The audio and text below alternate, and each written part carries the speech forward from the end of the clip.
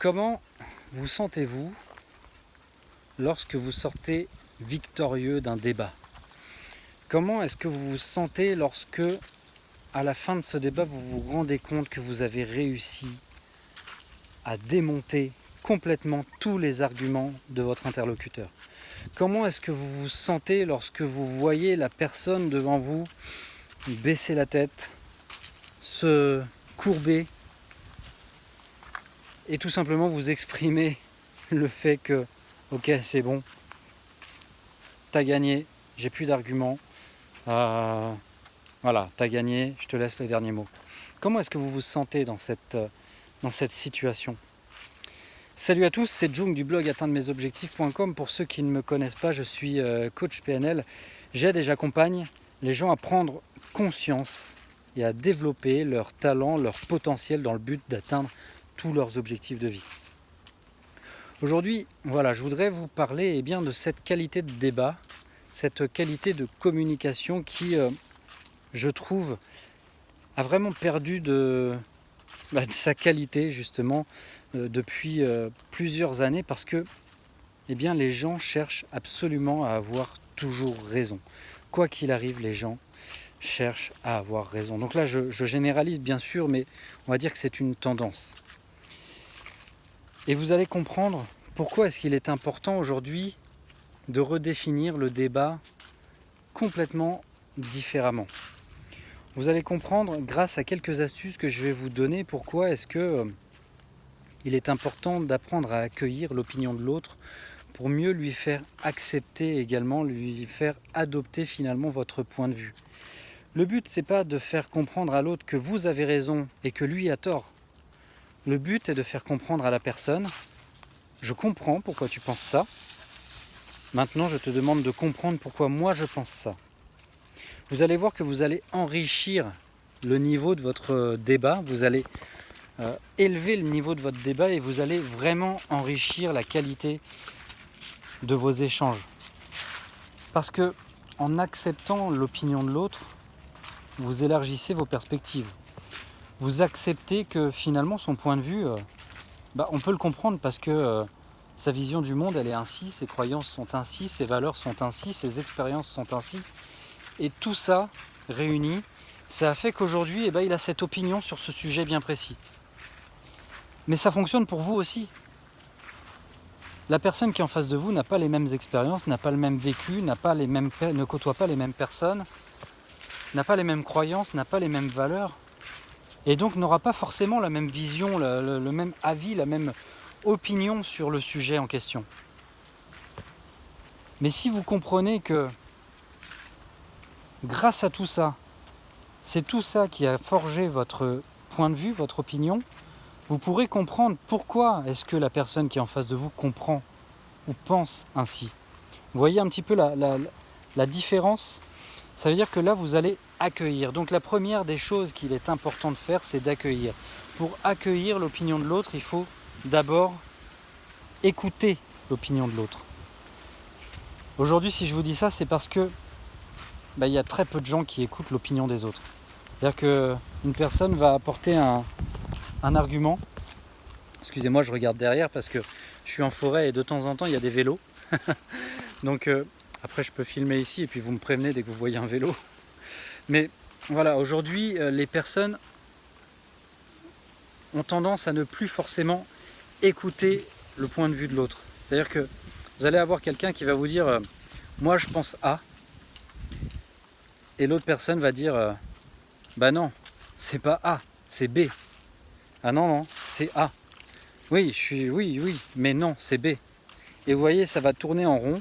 Et puis, comme un combat de boxe, en fait, il va y avoir des droites, des gauches, des revers, des crochets. Et à la fin, il y en a un qui va dire ok, c'est bon, t'as le dernier mot, je te le laisse, t'as gagné. Voilà.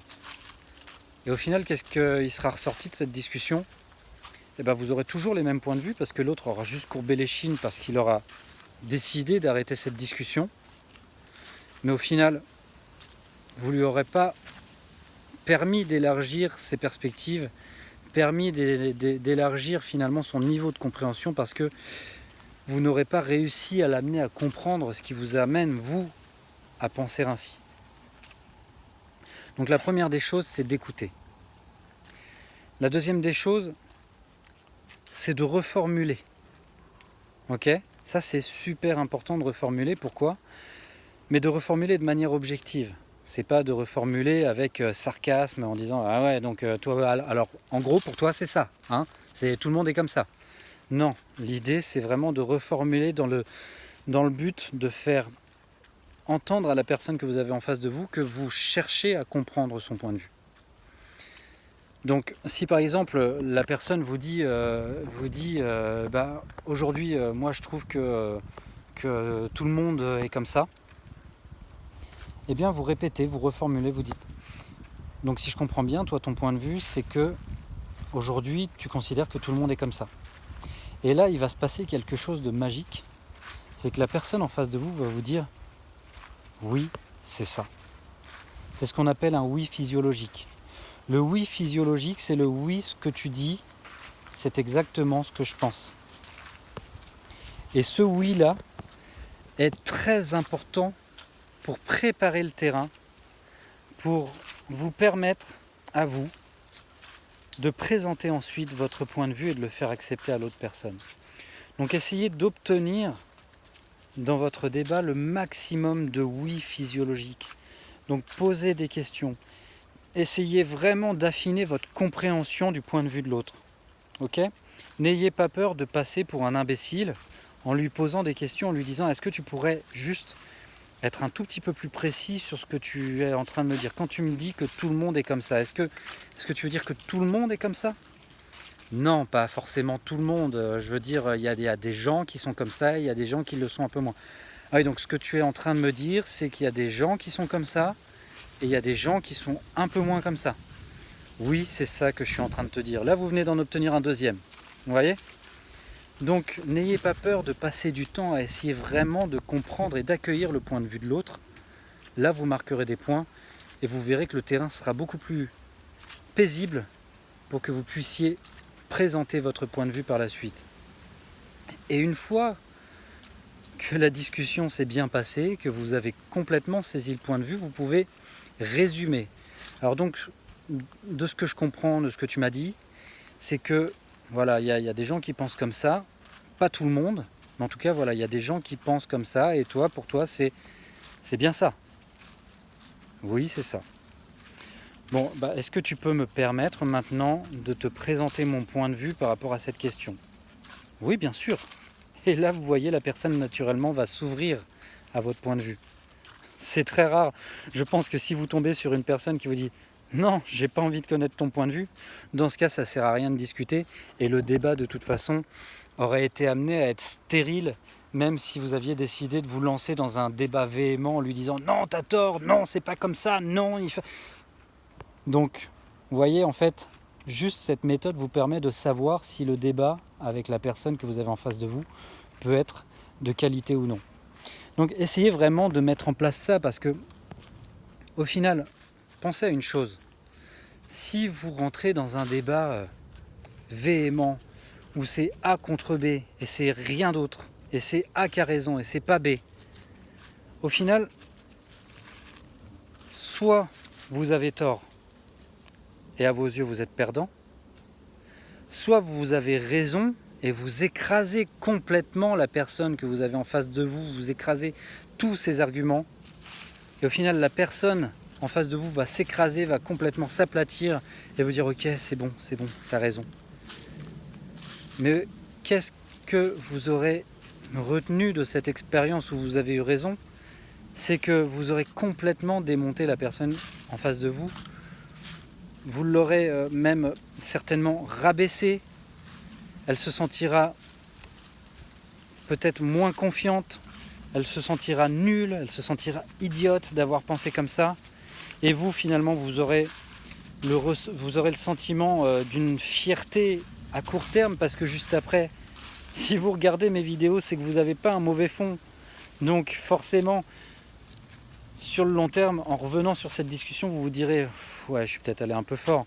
Et puis même, vous allez peut-être vous rendre compte qu'au final, eh bien, cette personne, elle a pas adhéré du tout à votre point de vue. Vous vous rendrez compte en fait qu'elle a juste accepter de vous laisser gagner.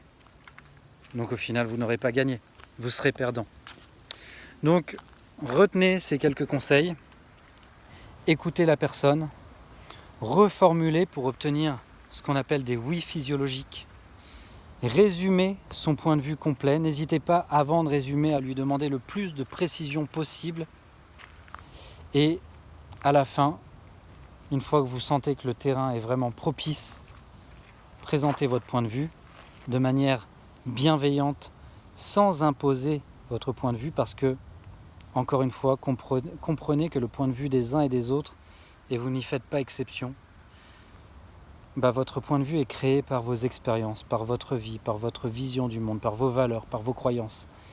Et que si votre point de vue est vrai pour vous, le point de vue de votre interlocuteur est vrai pour lui.